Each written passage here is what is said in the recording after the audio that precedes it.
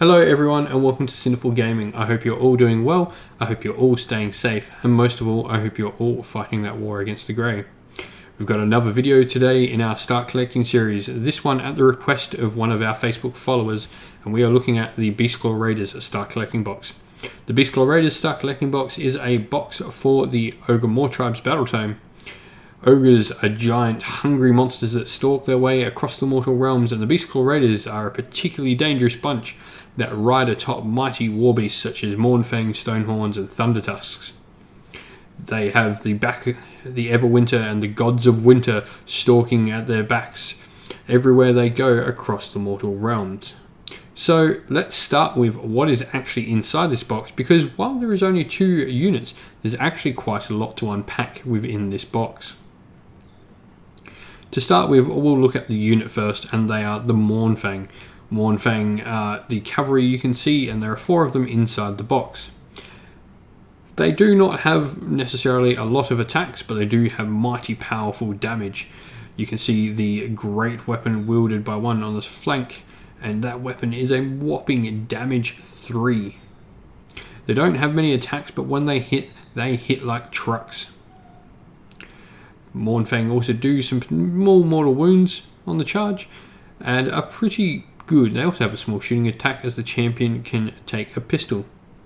They're decently fast for ogres, which is to say they're not overly fast, but they do have some potential movement ability. But these are not the interesting part of this box. The most interesting part of this box is the Stonehorn and Thundertusk kit. This kit here can be built in 6 different unit options, each of which has multiple different weapon variations it can take. So to start with, the one you can see here is a Frostlord. He wields a giant frost spear. There can also be a different variation on a more elephant cross bear-like creature known as a Thundertusk, but he's mounted on a Stonehorn here. The Frostlords are the mightiest of all the Beastclaw Raider ogres, and they are your most powerful leaders. Stonehorns are immense fighting monsters that can put out a tremendous amount of damage and are rightly feared across the tables of the mortal realms. Thundertusks are a much more supporting role monster and instead have a small shooting attack that can deal some mortal wounds at range. It depends really what you're going for, but I do think the preferred version to build in this Start Collecting box, if you're just starting out with Ogor Mawtribes, would definitely be a Stonehorn with a Frostlord atop it. You can also choose to put a lesser hero on top of these mounts, known as Huskards. The Stonehorn Huskards is just a lesser Frostlord, so he's a little bit less killy, but cheaper in points for your games as well. However, the one on top of Thundertusk is actually a priest and can cast some prayers across your army. He can also do a bit of damage with his prayers, and it's a little bit more of a support role and sort of an almost wizard, I guess.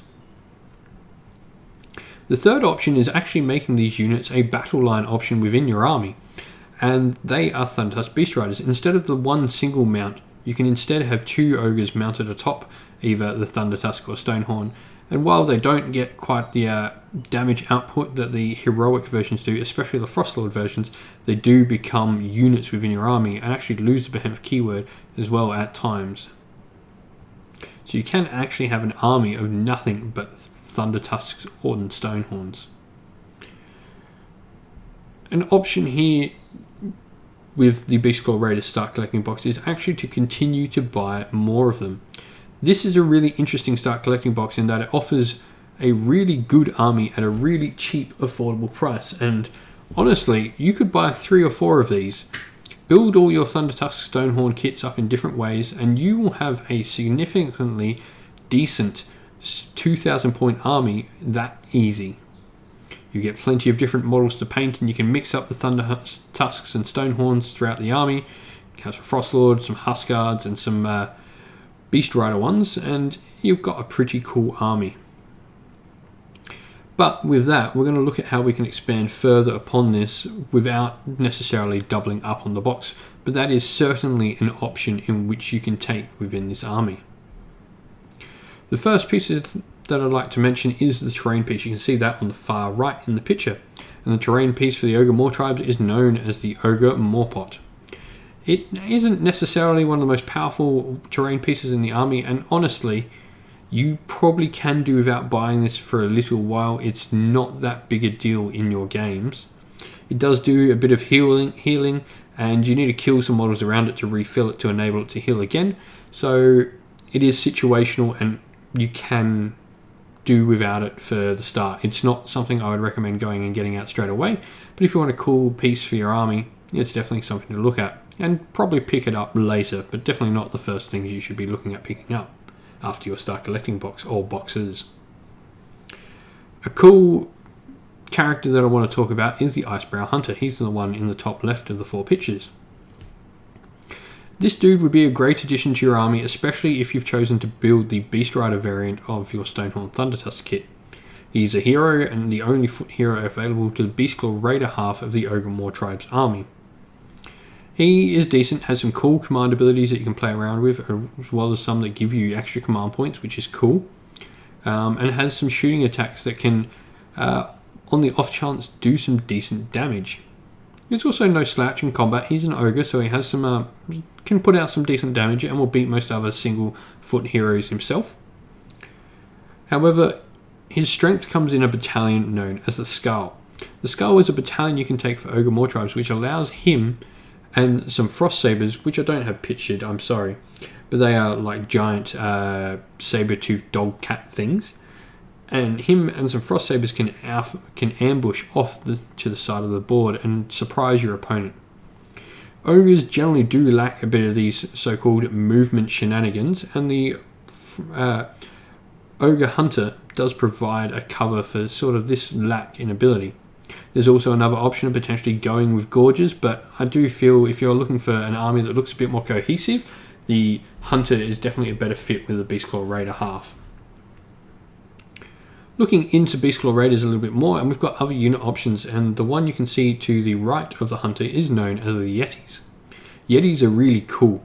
They're not only some interesting models that'll give you something different to paint throughout your armor and really give you a cool sort of hobby test with some cool looking ice weapons, but they also have interesting mechanics like a ability to pile in 6-inch instead of 3, which can really, once you start learning how that sort of works, can really have some great effects on games and give you some really unique tricks to play with. Down on the bottom left out of the 4 pictures, we have a Slaughtermaster, and him and the Butcher are the wizards of the Ogor Mawtribes. There is also a Firebelly, but Frost and Fire, I don't know whether that really fits the aesthetic, but the model for the Firebelly, I will say, is fantastic. So if you're looking for a cool hobby project to paint up and give you something different for your Ogor Mawtribe army, then this is definitely a model you should think about. But the Slaughtermaster and Butcher are your more staple wizards. I really recommend the Slaughtermaster, as he can potentially provide some buffs of like +1 to hit across your army. Although the Butcher does have the Voracious Maw spell, which is really cool and can have some devastating effects on your opponents. The Slaughtermaster, though, as you can see, has this giant cauldron pulled behind him and is a fantastic model for just hobbying on and making it look amazing. The last thing I want to suggest is the bottom right picture, and that is Ogre Gluttons. You're looking to add some bodies to your army, you can add Ogre Gluttons to it. They are a decent battle line troop and a pure battle line inside Ogor Mawtribes, so you can take these units and fill out your battle line slots without having to have a particular general. Another option, you can see the 2 little things in front of the ogres there, they are Nobblers. And Nobblers actually come in their own box and a different unit, which you can take in units of 20, and they're tiny little grots that hang around the ogres as sort of their menial task doers. And they're a cool unit and give you some bodies on the table, which is generally where ogres struggle. Bodies aren't necessarily a thing you really need to worry about though, as monsters in ogres count as 10 and all ogres count as 2, so you sort of cover that. Whether you need bodies is completely up to you. I recommend the Gluttons though, because they're quite cheap points wise. They're also really cool looking models and you can do a lot with them. There's other ogre units that you can purchase around like Gluttons, which are things like Iron Guts and Lead Belchers, which are also cool and great alternative options. But that's all I want to say for the Beastclaw Raiders. I hope this video has been a little bit helpful for anyone looking to get this Start Collecting box and wondering where to go after getting it. Don't forget to like the video and subscribe to the channel. We're so close to 1,000 subscribers now. We can almost touch it. I want to get there by my birthday, which is June 5th. I hope we can get there in time. But let me know if there's any more questions about Ogor Mawtribes that you have, and in particular the Start Collecting Beastclaw Raiders box, and I'll be happy to answer them in the comments below. Once again, everyone, stay safe, stay well, and most of all, keep fighting that war against the Grey. I'll see you all again real soon.